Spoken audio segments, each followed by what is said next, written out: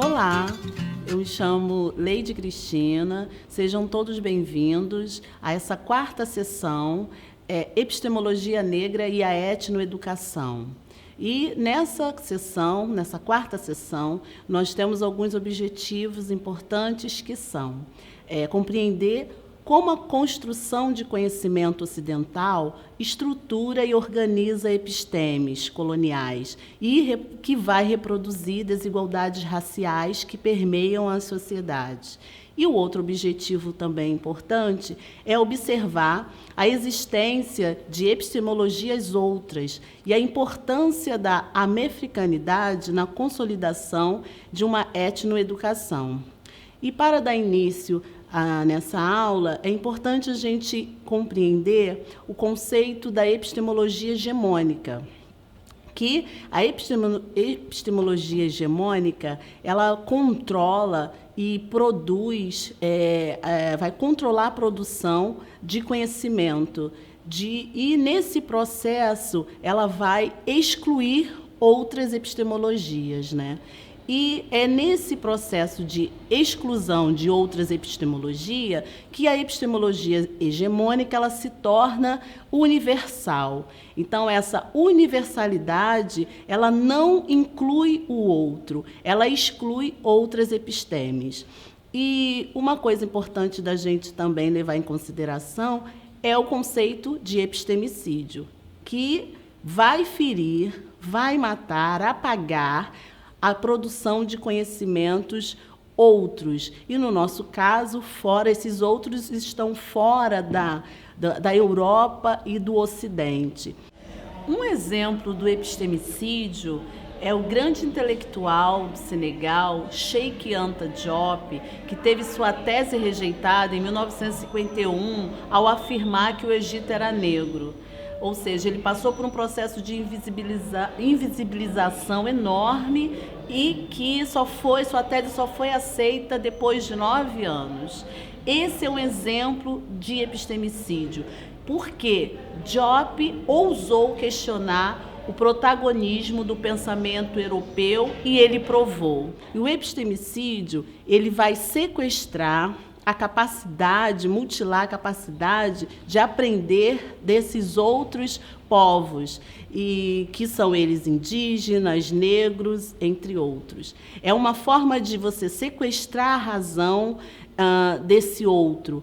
E nesse sequestro da razão, nesse sequestro de racionalidade, ele é feito também pela assimilação cultural. E, nesse caso, a gente tem um importante trabalho de um grande intelectual brasileiro chamado Abdias do Nascimento, em que, na sua obra, ele não trabalha com esse conceito de epistemicídio, mas ali ele vai trabalhar com o genocídio cultural. E ele vai explicar o que vem a ser o quanto a assimilação cultural ela corresponde a faz parte também desse epistemicídio. Então, o epistemicídio produz seres despossuídos de racionalidade e isso inclui a memória. E para trabalhar nessa questão do epistemicídio, é importante a gente trazer a nossa grande intelectual brasileira, Sueli Carneiro, que ela é a grande referência do Brasil em se tratando desse conceito de epistemicídio. E uma frase importante também para a gente entender esse epistemicídio, que vai anular, sequestrar a razão do outro, mas também a partir da assimilação cultural, é uma frase da grande escritora moçambicana, a Pauline Chiziane, que ela diz o seguinte: a assimilação ela retira a pessoa de si mesmo, e essa assimilação é a mesma coisa do desraizamento. Então, acho que é importante que ela nessa frase, ela vai resumir o significado da assimilação cultural.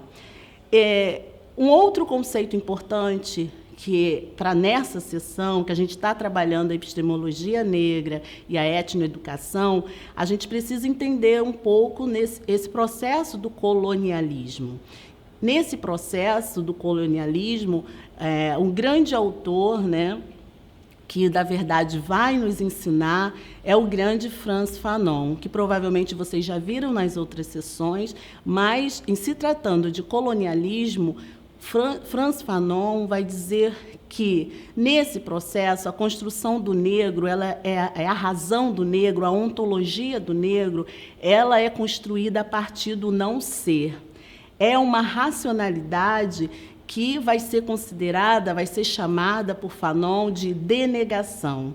Então, é uma subjetividade que ela é atravessada pela desumanização humana, pela incompletude humana. Então, o negro passa, nesse processo do colonialismo, por essa construção do não ser, por essa denegação, por essa incompletude humana. E, para a gente entender, juntamente com o colonialismo, é importante também entender o colonialismo epistêmico. E, para a gente entender esse colonialismo epistêmico, eu trago a grande intelectual Marimba Anne, uma grande intelectual norte-americana, em que ela constrói o conceito de Maafa. E o que vem a ser Maafa? É esse grande desastre que os negros africanos, ao serem sequestrados do continente, indo para a diáspora, sofreu e vem sofrendo continuamente. Então, os africanos do continente da diáspora, eles foram atravessados pelo colonialismo epistêmico, num processo de desumanização, desintegração, tanto do corpo como também da mente. E é um processo de você também de desintegração da sua história, da sua cultura, das suas raízes. E aí a Marimba Anne, ela constrói esse conceito de Maafa para explicar esse grande desastre. E faz um grande diálogo também com o conceito de colonialidade, que é como se fosse uma nova, vamos dizer, roupagem do colonialismo, né, nesse mundo moderno de globalização capitalista, mas o importante é lembrar que a colonialidade, ela tem a raça, o racismo como seu principal organizador. E dentro dessa perspectiva que a gente está falando de colonialismo, colonialidade, é importante a gente entender a grande armadilha colonial, que é trabalhar, é pensar, construir ideias, construir conhecimentos a partir da dualidade, a partir de dicotomias. Então, o Ocidente, a Europa, ela constrói dicotomias que se baseia e é a base de construção da sua filosofia, do seu pensamento. E aí, essa dicotomia, quando divide o mundo em dicotomia entre o eu e os outros, entre brancos e negros, a gente vai entender, por exemplo, que nessa construção dicotômica, os brancos representam quem? Os dotados de razão. E os negros, dotados de sensibilidade. Os brancos é que são considerados racionais, e os negros não. Eles não têm aptidões intelectuais, e os brancos que têm essas aptidões intelectuais. Os brancos considerados modernos e os negros considerados atrasados. Então, essa dicotomia que o Ocidente constrói nesse processo da colonialidade é a grande armadilha colonial, e a gente vai perceber que a gente trabalha a educação, toda a produção de conhecimento nas sociedades colonizadas, elas são construídas a partir de dicotomias. E essas dicotomias, se vocês perceberem, são sempre realmente pensadas em lados opostos. E não, por exemplo, a partir da epistemologia africana, em que as dicotomias, as divergências, as diferenças, elas são pensadas em complementaridade e não por oposições. Uma outra questão que é importante da gente levar em consideração nessa sessão é que a gente vai buscar, seguir, trazer, vamos dizer assim, possibilidades que a etnoeducação propõe, é de um diálogo pluriversal, que vai ser esse diálogo passando pela ideia da transmodernidade, nessa perspectiva da pedagogia decolonial que vocês viram em sessões do nosso seminário anterior. Então, é incorporar conhecimentos, sujeitos outros, conhecimentos indígenas, conhecimentos africanos e afrodiaspóricos. E dentro dessa epistemologia negra e indígena que vocês viram na sessão anterior, então é trabalhar com grandes autores e autoras como a Zoilda da Trindade, Lélia Gonzalez, Abdias do Nascimento, Sheikh Anta Diop, Frantz Fanon, a própria também a grande Marimba Anne, que eu já citei aqui, o Magobe Ramose, que é um grande filósofo também africano, e também um grande intelectual brasileiro, que eu vou trabalhar e vou conversar com vocês ainda sobre o conceito dele, que é Tássio Ferreira e o grande mestre Jairo Pereira de Jesus. Então, o que vem a ser essa epistemologia negra e a etnoeducação? Bom, é algo que a gente também precisa pensar que são construções de possibilidades, sempre são possibilidades, não existe uma receita pronta. Então, ela vai propor outras possibilidades, outras epistemologias, outros sujeitos, outros autores, outros intelectuais. E aí também é preciso a gente desconstruir pensamentos e ideias e reconstruir outras, né?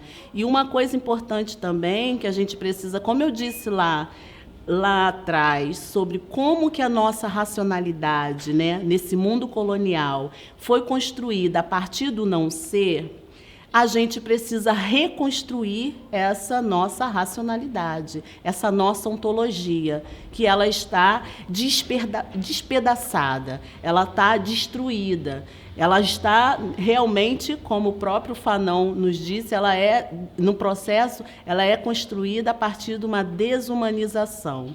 Então, nós precisamos reconstruir essa nossa ontologia, a nossa e dos nossos, e pensando nessa etnoeducação dos nossos alunos e estudantes, né? E aí eu trago algumas perguntas importantes que o professor, um grande intelectual brasileiro, Jairo Pereira de Jesus, ele faz. E são perguntas provocativas que a gente sempre precisa fazer, que são 4 perguntas. O que éramos? Então, antes desse grande sequestro, antes desse grande desastre, Maafa, que aconteceu conosco e com os nossos ancestrais, o que éramos? O que fizeram de nós? O que somos? E o que podemos vir a ser? Então, são perguntas que a gente não pode deixar de lado, apagada. Nós precisamos realizar sempre nesse processo contínuo.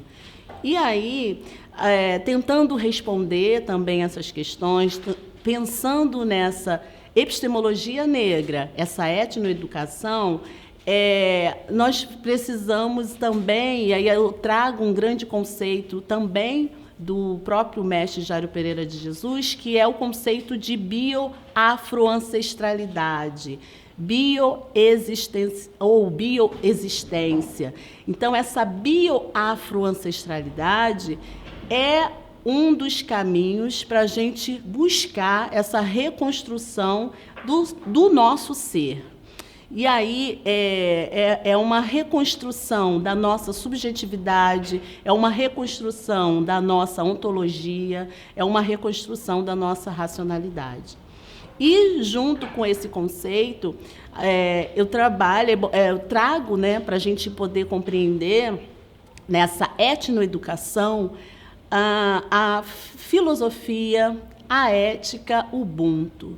E aí, o Ubuntu, o que vem a ser o Ubuntu? Primeiro que a gente precisa sair daquela velha frase que se tornou muito famosa, midiática: eu sou porque nós somos.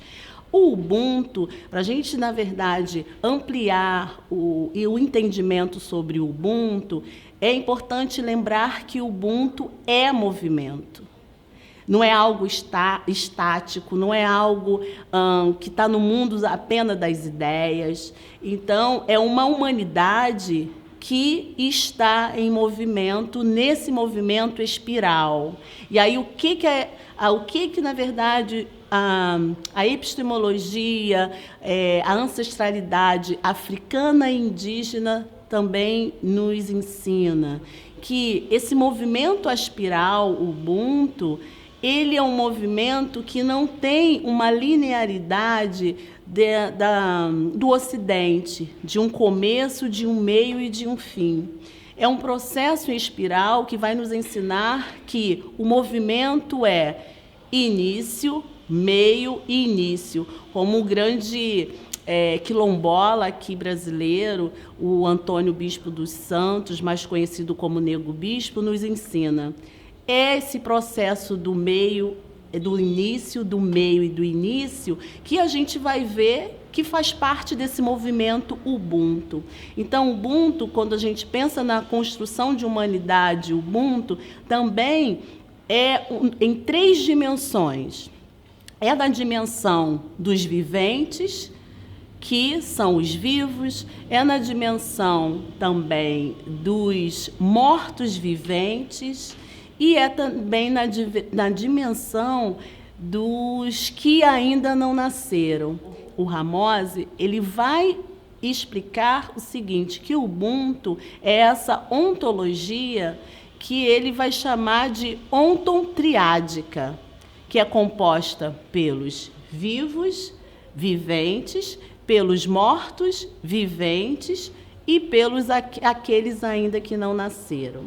E aí, essa filosofia Ubuntu, quando ela vai nos indicar, né? Ela vai, na verdade, nos ensinar que é uma ética que tem também como a vida, ela é o bem mais importante, vamos dizer assim, é a vida. Por isso que é chamada de ética biocêntrica. É uma ontologia, é uma epistemologia africana que também a gente vai perceber que é a raiz, vamos dizer, é uma raiz africana, que a ideia da vida, ela é fundamental. Por isso é uma ética biocêntrica, em que todas as humanidades são importantes. O Ubuntu trabalha na perspectiva de uma humanidade que vai incluir todas as humanidades, elas são importantes nessa composição do nós. Ela é a filosofia do nós. E não existe para o Ubuntu, para essa filosofia, epistemologia Ubuntu, uma humanidade que seja inútil, uma humanidade que seja desprezível, descartável. Todas as humanidades são importantes na construção do nós, na construção da comunidade. As humanidades, elas estão entrelaçadas. Então, acho que ela traz esse componente do nós, é fundamental para a gente pensar a etnoeducação. E mais uma coisa também importante, porque, por exemplo, se você for pensar, eu disse um pouco sobre o princípio do Ubuntu. Se você for pensar o princípio anti-Ubuntu, ele vai significar o seguinte: eu sou porque você não é. Nessa perspectiva de excluir o diferente. Mas o Ubuntu é muito diferente disso. Na ética e na filosofia Ubuntu, é necessário todas essas humanidades para formar o nós. Então, nisso, você vai incluir as humanidades diferentes. Então, você vai incluir todas as humanidades. A humanidade dos indígenas, dos negros, dos LGBTQIA+, ou seja, ela amplia e ela inclui, e não é excludente. Outro ponto também que a gente vai entender sobre, na perspectiva da epistemologia africana, é a concepção do Muntu, né? O que vem a ser Muntu? É uma palavra da língua banto e ela também vai nos ensinar olhar para as outras pessoas, olhar para a humanidade não como um indivíduo solto, isolado no mundo, como o mundo ocidental vê e enxerga. A filosofia e a epistemologia banto-africana, essa pessoa, o Muntu, é uma existência que ela carrega história, carrega cultura, carrega origens. Então, é uma composição de uma pessoa que ela carrega todas essas outras coisas. E na verdade, ela é construída a partir do quê? Da sua história, da sua origem, da sua ancestralidade. Então, se você, pensando na etnoeducação, se você consegue se perceber Muntu e olhar para os seus estudantes também, perceber neles Muntu, essas pessoas que carregam tudo isso, não é um indivíduo solto no mundo, a gente tem muito assim avanço, pensando essa outra perspectiva, essa etnoeducação.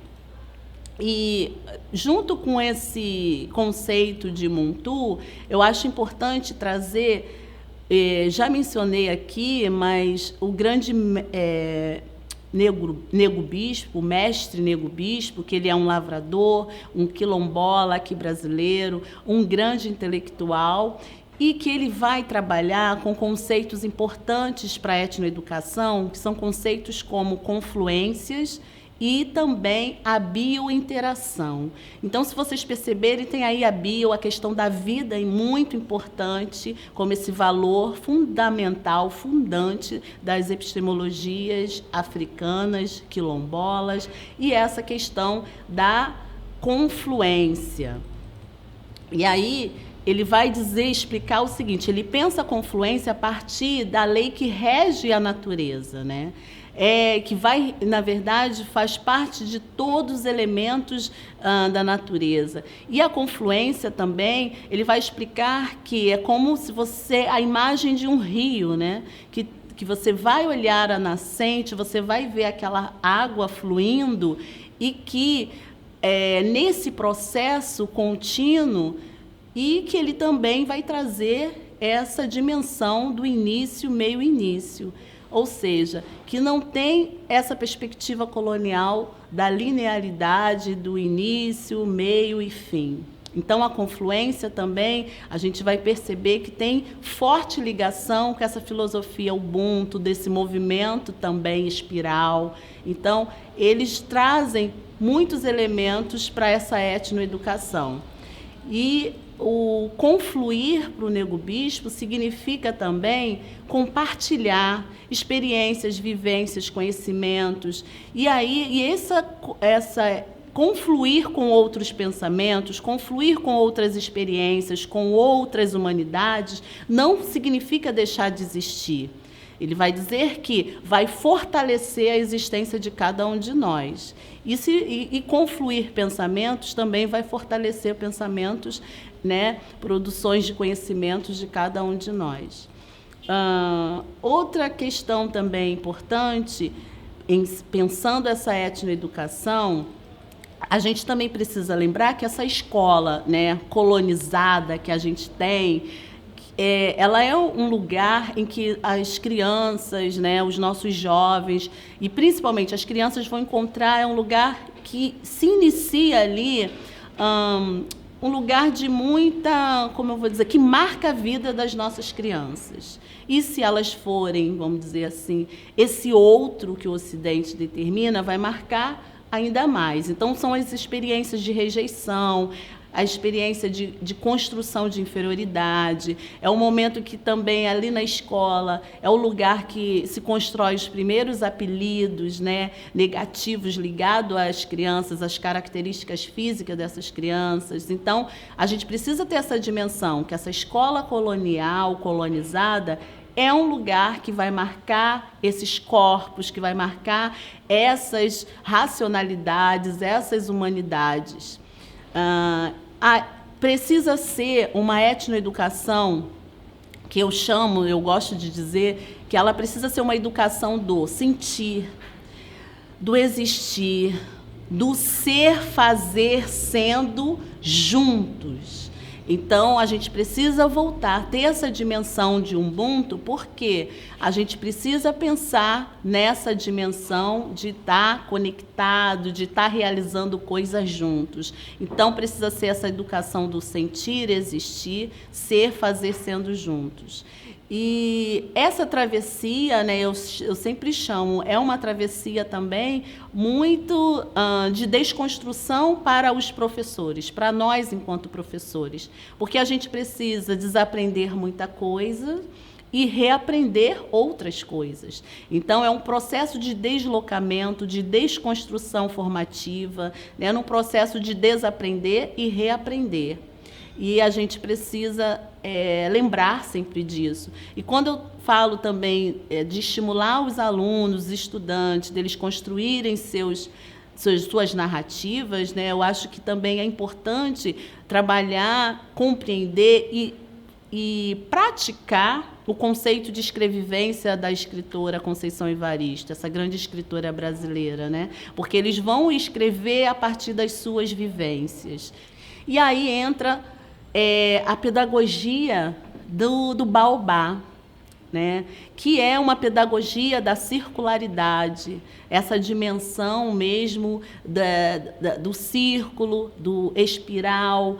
E nessa pedagogia do Baobá, a gente se constrói com o outro, tanto os estudantes como nós enquanto professores. Nessa pedagogia, a gente precisa confluir, partilhar conhecimentos, momentos de vida, porque também quando a gente fala de partilha, principalmente a epistemologia africana nos ensina que a partilha não é só partilha material, porque a gente falou em partilhar alguma coisa, vem coisas materiais, muitas das vezes até dinheiro, mas não.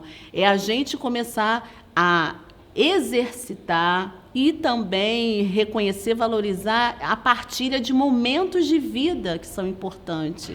E nesse mundo, né, ocidental, globalizado hoje em dia também, com as redes sociais, virtual, a gente está deixando de partilhar momentos de vida. Outra coisa importante nessa pedagogia da circularidade, o corpo, ele é fundamental, né? E aí, o que a epistemologia, a filosofia africana também vai nos ensinar? Ela não trabalha com essa dicotomia colonial de dividir, de separar corpo e mente. Não. O corpo ele é tão importante como a mente. O sentir é tão importante como o pensar. Então, a racionalidade, né, ela é importante, mas também os sentires, né, tudo que vai envolver, digamos assim, essa produção, esse conhecimento corporal é muito importante. E aí vocês já viram na sessão anterior alguns valores civilizatórios da nossa grande mestra, a Zoilda da Trindade, né? Que aí vai se trabalhar com ancestralidade, corporeidade, circularidade, e aí você vai vendo o quanto esses valores civilizatórios africanos eles são importantes para se pensar a etnoeducação. E aí seria a gente buscar essa cosmovivência, né? E aí, como eu já disse, a vida como um bem absoluto, como um valor supremo. Então, todas as humanidades, todas as vidas, elas são fundamentais e importantes na construção do Ubuntu. E uma coisa importante também, pensando essa epistemologia afro-indígena, essa etnoeducação, o grande intelectual Ailton Krenak, ele nos ensina em vários dos seus livros, provavelmente também vocês já viram na sessão anterior, ele vai dizer o seguinte, que as crianças indígenas, elas não são educadas, elas são orientadas, e isso é uma grande diferença, né? Porque elas também vão aprender nessa orientação, vamos dizer assim, que elas vão ser orientadas a partir dessa vivência, né, de estar, o lugar, de estar naquele lugar, convivendo com as outras pessoas, nessa cosmovivência. É isso que vai realizar a etnoeducação indígena. Ele vai dizer que as crianças, desde muito cedo, elas aprendem a partilhar o lugar que vivem. Elas aprendem a partilhar não só o que comer, mas partilhar o território, mas partilhar o lugar que vive. Ou seja, elas aprendem desde muito cedo a partilhar os momentos da vida e os lugares, né, os seus territórios. E aí, a gente já está terminando, mas eu queria fazer uma pergunta, deixar uma pergunta para todos vocês, quais são os desafios para as culturas ocidentais aprenderem com a filosofia ética Ubuntu? Quais são esses desafios nossos para a gente aprender? A gente que vive em culturas ocidentais, nessas culturas colonizadas, como é que a gente vai, na verdade, fazer esse caminho outro? E aí eu trago um grande filósofo africano, o Kakose. Ele é congolês e ele é também especialista na filosofia Ubuntu, que ele vai dizer o seguinte: uma das coisas que nós, enquanto seres humanos, a gente precisa fazer é se considerar ser humano e não Deus. E aí, esse seria um dos desafios. Um outro desafio é a gente também se convencer que a vida humana, ela não existe uma humanidade superior e uma humanidade inferior. Todas as humanidades são importantes na composição do nós, da coletividade, da sociedade. E então não vai existir uma humanidade que essa precisa ser defendida, essa precisa ser conservada, a outra não, a outra pode ser descartada, a outra é um corpo que pode ser matável, como o Ocidente pensa. Nessa filosofia ética Ubuntu, todas as humanidades são importantes, precisam ser defendidas, precisam ser protegidas. E um terceiro ponto é que nós vivemos numa comunidade de vida cósmica. E aí a gente não pensar que o ser humano, nós estamos separados da natureza dos cosmos, né? E em que nessa comunidade cósmica da vida, né, os seres humanos, eles são importantes como todo e qualquer outro ser da natureza, como uma planta, como qualquer animal, como um rio, como uma montanha. Então, e aí a gente precisa se fazer responsável pelos humanos e também pelos não humanos, né? Nesse processo de humanizar-se. Então, para a gente conseguir buscar, né, esse caminho dessa nova, vamos dizer, ou de uma humanização, a gente precisa pensar o mundo dessa maneira. Então, é a humanidade de outras pessoas que me faz humana. É a humanidade, é a minha humanidade entrelaçada com a humanidade dessas outras pessoas que vai compor, que é importante para essa etnoeducação do nós, para essa filosofia ética do nós. E aí, eu termino essa sessão agradecendo muito a atenção de vocês e até a próxima.